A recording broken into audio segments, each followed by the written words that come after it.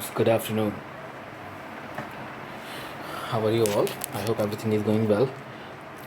Welcome you all to the brand new episode of Indian Polity from the Humanities. In this video, we are taking the series of constitutional development a step further, and we are going to talk about a very important act passed by the British, which is named as Government of India Act 1919.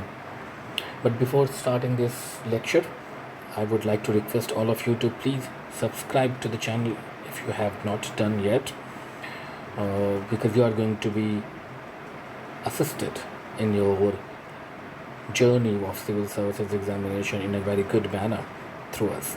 Okay, so let's start today's topic. It is about the Government of India Act 1919. Now, in 1917, on August 20, British government, they declared that their objective is to gradually introduce a constitutional development or the responsible government in India. That means gradually decentralize the power from the center to the provinces.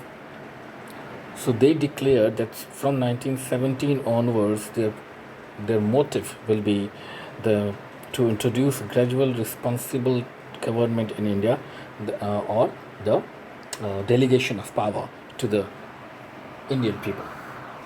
And they started to work on this. And the first step in this process was this Act of 1919. Okay. Now, this act is also called Montagu-Chelmsford Reforms. We have studied in our last video that the Act of 1909, it was termed as the more layman to reform. Similarly, the Act in 1919, it was termed as Montagu-Chelmsford Reform. Montagu was the Secretary of State of India, and Chelmsford was the Viceroy of India. Okay, and on their name, it is also called as the Montagu-Chelmsford Reforms. And it came into effect in the year 1921, though it was passed in 1919, but it came into effect in 1921. Now, this act, what it did, it actually divided the areas of lawmaking in between central and provincial subjects. So two subjects were made, two lists of subjects were made. The subjects on which these two legislative councils, they were given the power to frame the laws, and one was reserved for the central government and one was for the provincial government. So the list for the central was called central list, and list for the provincial was called provincial list, and these two lists had their own subjects. Now, the provincial subjects were further divided into transferred and reserved subjects. Okay, transferred and reserved. Transferred subject was that which was transferred to the local to the Indian people, or say to the Indian people mainly. And reserved subject was that which was reserved in the hands of governor of the provinces. Okay, so the provincial subjects, they were divided into two sections: transferred and reserved. Transferred subjects were those subjects on which the legislative council had the authority to frame the laws. Reserved subjects was those subjects on which the governor had to frame the laws. Okay, and this system of two division of subjects in two parts was called as diarchy. This is the second diarchy you should be clear of. The first diarchy was by the Clive after Battle of Plassey. Second diarchy is this one, when the subjects are divided into transfer and reserve lists. Then after, a bicameral legislature was introduced for CLC. Bicameral legislature means the legislature which has two houses, upper house and lower house, like that we have today. Okay, so two houses. So this bicameral legislature was introduced to India through the Act 1919, and direct election was also introduced through this act for the first time in India, and that was to replace CLC. CLC stands for Central Legislative Council. So The bicameral legislature and the direct election, they replaced CLC in India. The upper house was named as the Council of State, and the lower house was named as Legislative Assembly. Okay, upper house was called Council of State, lower house Legislative Assembly, like today. Now, these also provided for the there were totally 6 members in the Executive Council of the Viceroy, and 3 of them must be Indian. So, after 1919 Act, 3 of 6 members of the Executive Council of the Viceroy should be Indian. That was compulsory. It was made compulsory through this act. Okay, and of these 3 members, one post which could not be held by an Indian was the Commander-in-Chief. So, Commander-in-Chief must be an English, but any other post or portfolio can be given to the Indian people. Could have been given to them. Then it also provided separate electorate for whom 6 Indian Christians, Anglo-Indians, and Europeans. We should remember that separate electorate, which was introduced through the Parliamentary Reform of 1909, but in 1919 they moved a step further and they introduced the same principle to the Sikh, the Indian Christians, Anglo-Indians, and Europeans living in India. Then after, they granted the franchise. Franchise means the voting right. They granted the voting right on the basis of property, tax, and education. So there were 3 bases of providing the voting rights, and they were property,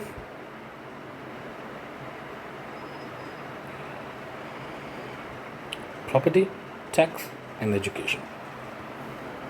Besides this, this Act of 1919, it also created a new post that was in London, and that post was called High Commissioner for India. Okay, High Commissioner for India, and some powers from the Secretary of State was transferred to this High Commissioner post. So a new post came into existence, High Commissioner, which was in London, not in India. Further, this act also provided for a public service commission to set up a public service commission for the Indian Civil Services Examination, and thus CPSC, that stands for the Central Public Service Commission. Central Public Service Commission, which is now Union Public Service Commission. Okay, so this CPSC was set up in the year 1926 for the first time. Okay, 1926 CPSC. Besides this, earlier there used to be one budget for whole India, but with the Act of 1919 there were 2 budgets, provincial and central. So the budget was divided into central budget and the provincial budget. And it also provided, the Act of 1919, it also provided to set up a commission. They decided that they are going to set up a commission to review the performance of this Act and advise them on further constitutional development in India after 10 years. So that was decided in 1919. So this was about the government of India in 1919. And as we have studied that they decided to set up a commission after 10 years, but before the completion of 10 years, a committee was set up, and that committee was called Simon Commission. So Simon Commission was actually set up to study the effectiveness or the performance of Government of India Act 1919 and advise the government about the further constitutional development of India. So it was a 7-member commission appointed in 1927. So you can see 1919 Act. In 1919 Act, they said that they are going to do it after 10 years, but they did it just after 8 years in 1927, and head was Sir John Simon. So because of this Simon word here, it was called Simon Commission. This commission, which was set up in 1927, it submitted its report in 1930 itself, just within 3 years. And what they advised? They advised to abolish diarchy. Now, what was diarchy? Diarchy was the division of provincial subjects into two lists, that was transferred, and reserved.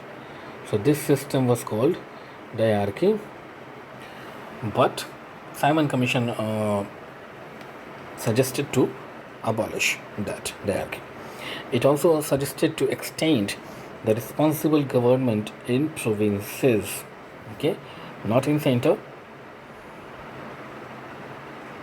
but in provinces the responsible government should be extended.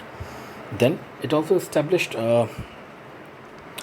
it also suggested to establish a federation which could have the British India and the princely states together.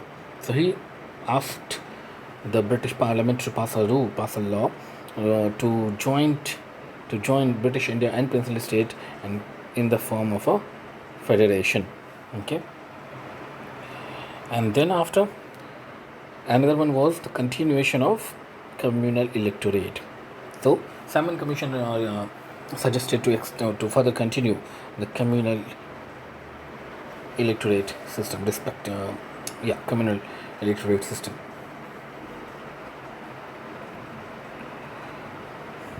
The separate electorate that we call it. Communal electorate means separate electorate. That means providing electorate system on the basis of communities of the caste.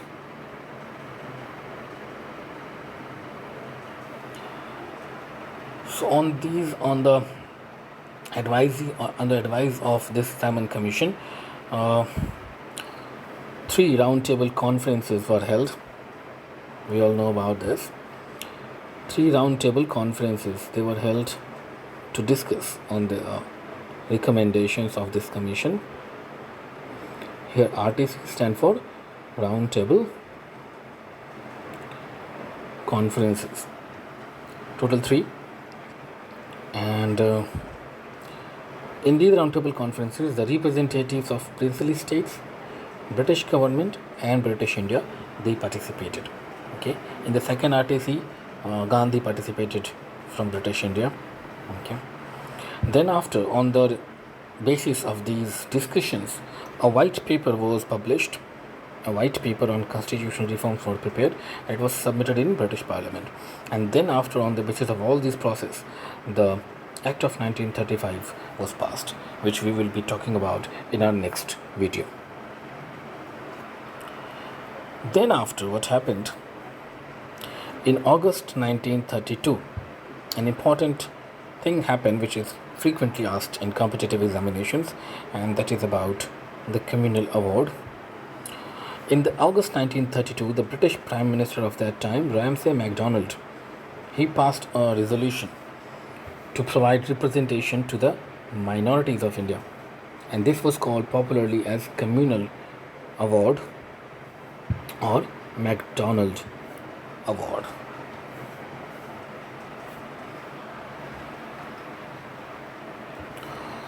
Against this, Gandhi was not in favor of this award, and Gandhi started his fast unto death against this provision in Yerwada jail, which was in Pune.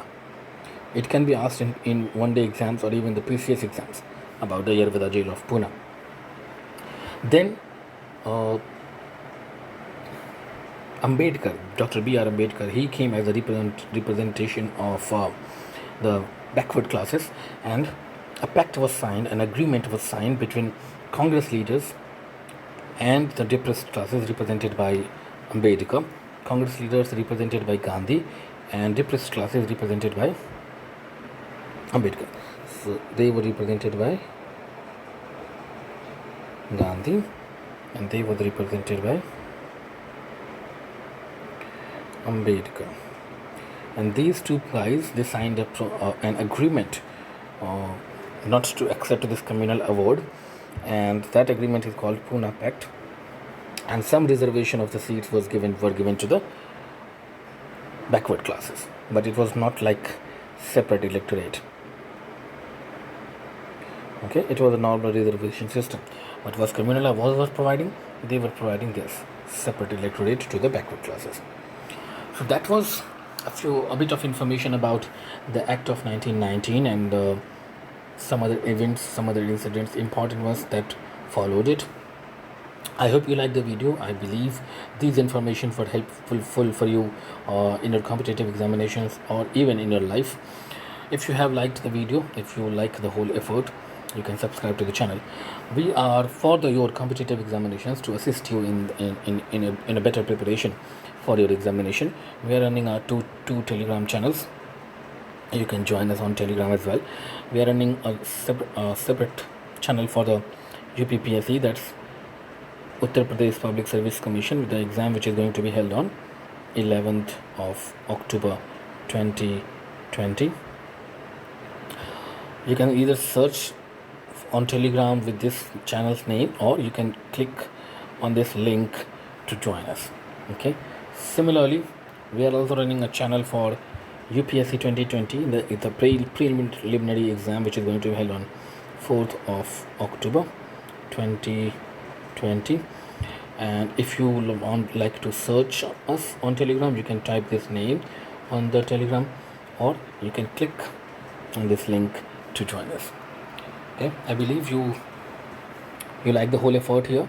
If you like the effort, you can press the like button just below the video, and you can share it with your colleagues and friends. And if you want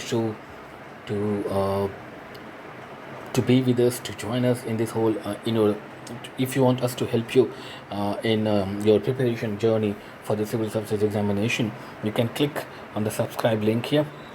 Please do not forget to subscribe us and click the link to subscribe to our channel. So that was it for today. I believe everything was all right, and you will subscribe to the channel. We will meet again soon in our next video with the next topic, which is going to be the Government of India Act 1935 and the Government of India Act 1947. We will be uploading these videos soon on our channel. So till then, enjoy yourself, enjoy your studies, be healthy, and keep preparing for your examination. See you soon. Bye.